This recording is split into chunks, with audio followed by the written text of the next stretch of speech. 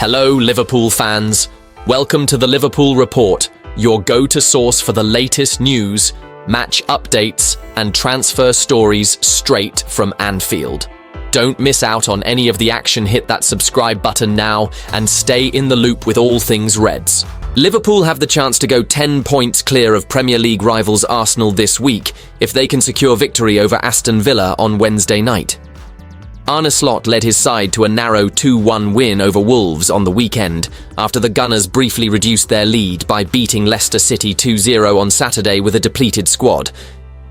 The Reds are now bidding to extend their advantage over Mikel Arteta's men, but they'll face a tough test against an impressive Villa side under Unai Emery. Liverpool Report has taken a look at the biggest stories, team news and gossip around Liverpool ahead of the game at Villa Park.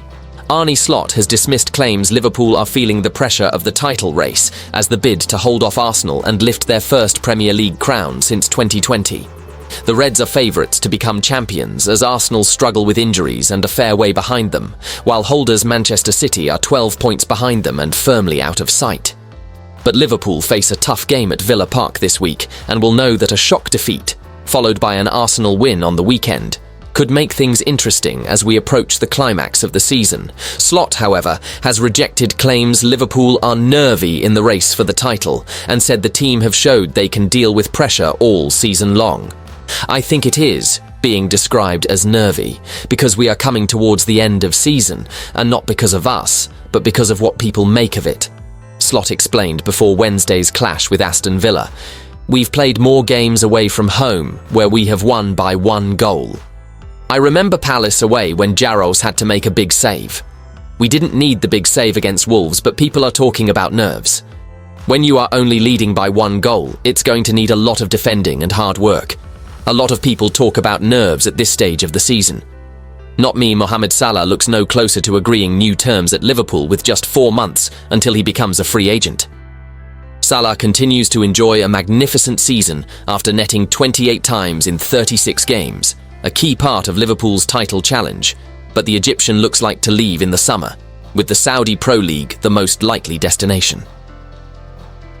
There have been some signs that the 32-year-old could stay at Anfield after all, after his agent recently praised the work of Arneslot. But now a leading sports lawyer has told Liverpool they might be better off letting the star forward leave. Daniel Guy, who's a partner in the sport group at Sheridan's law firm, says there is a cynical view that players actually underperform in the years after renewing their deals, so he wouldn't be surprised if Liverpool decided to let Salah's deal expire. Liverpool have been paying these 3 players at an undervalue for the last 18 months or so, he told Reds icon Jamie Carragher on the Overlap fan debate with Sky Bet via the Liverpool Report. Whatever Salah was worth 3 years ago, he might be worth a lot more now in terms of his performance levels. And then there's another, more cynical view. There's a lot of data research suggesting players looking to renew their deals actually overperform in the season of the renewal and massively underperform in the couple of seasons after that renewal. So I wouldn't put it past them at all for Chief Executive Michael Edwards, Sporting Director Richard Hughes, and Technical Director Julian Ward to be playing an absolute blinder. It'll all be determined at the end of the season if they play well or not and win the League and Champions League. It's fair to say Darwin Nunez hasn't enjoyed the best of times for Liverpool in recent weeks after going 7 games without a goal. Things look to be turning around for the Uruguayan after he netted a late brace to seal a valuable 2-0 win over Brentford last month. But since then he's only started 2 matches in cup competitions and has had to settle for appearances off the bench in the Premier League. He featured for 26 minutes off the bench in the 2-1 win over Wolves on Sunday and struggled to get into the game.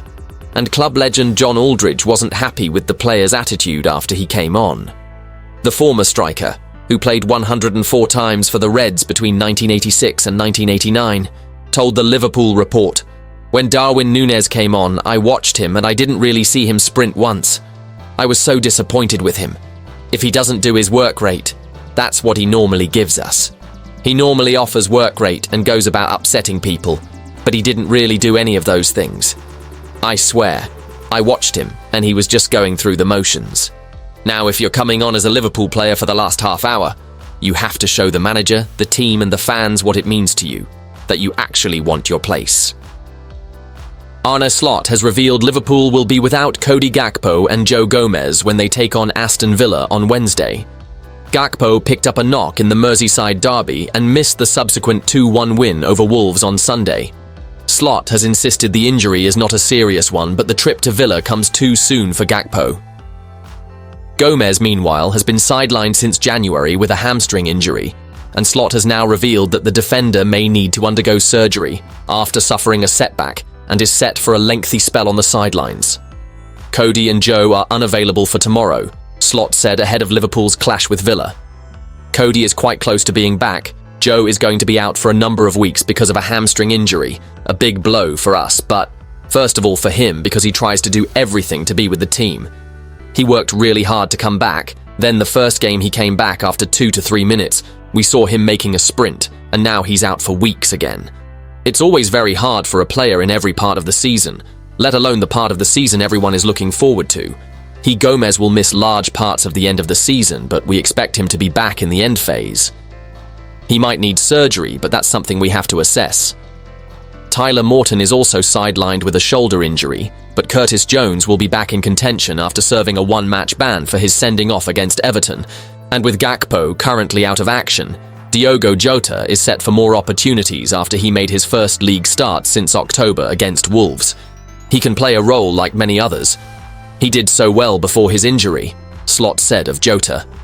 I couldn't even remember when his last start was for us in the Premier League. We have missed him for 3 or 4 months when it comes to a start.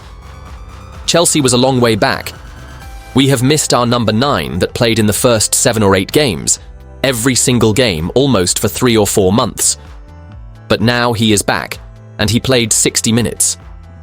With these amount of games we play now, you don't expect him to play 90-90-90 in the upcoming 3.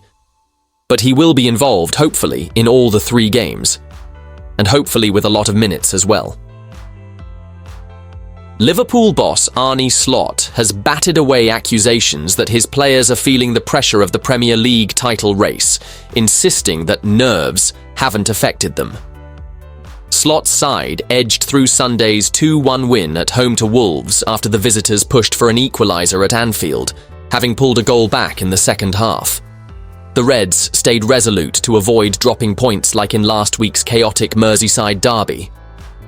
Liverpool conceded in the 98th minute that night, a goal which denied them the chance to extend their lead at the top to 9 points.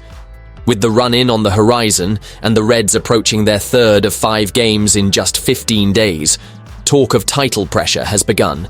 But Slot insists that he isn't nervous, claiming that Liverpool have dealt with pressure situations all season. The Reds boss recalled the moment when third-choice goalkeeper Vítězslav Jaros was called on to protect a 1-0 lead at Crystal Palace in October. I think it is being described as nervy, because we are coming towards the end of season, and not because of us, but because of what people make of it, Slot explained before Wednesday's clash with Aston Villa. We've played more games away from home where we have won by 1 goal. I remember Palace away when Jaros had to make a big save.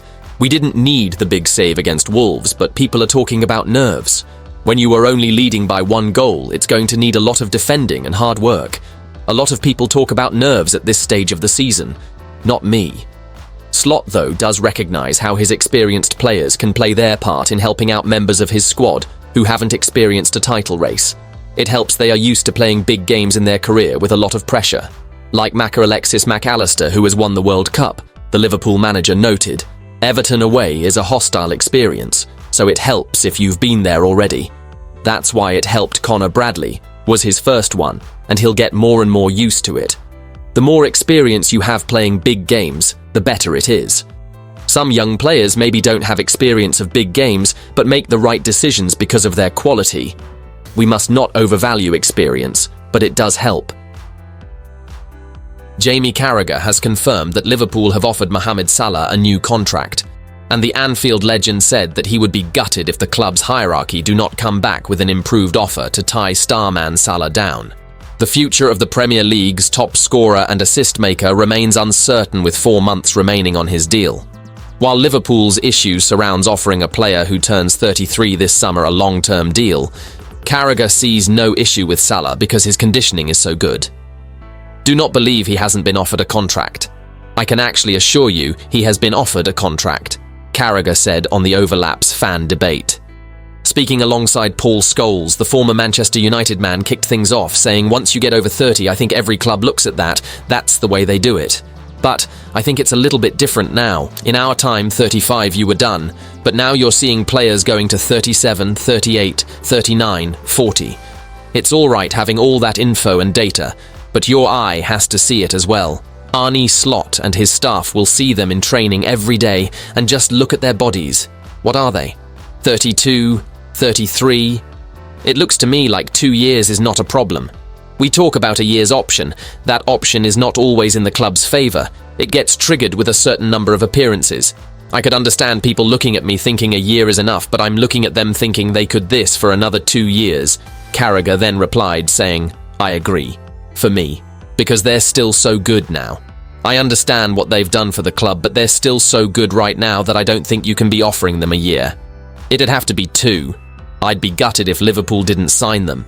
But I'd also be looking at them like, why haven't you signed? The team is made for them. It is loved. Where are they going to go? Other clubs aren't going to give them the money or give them long contracts, certainly in Europe.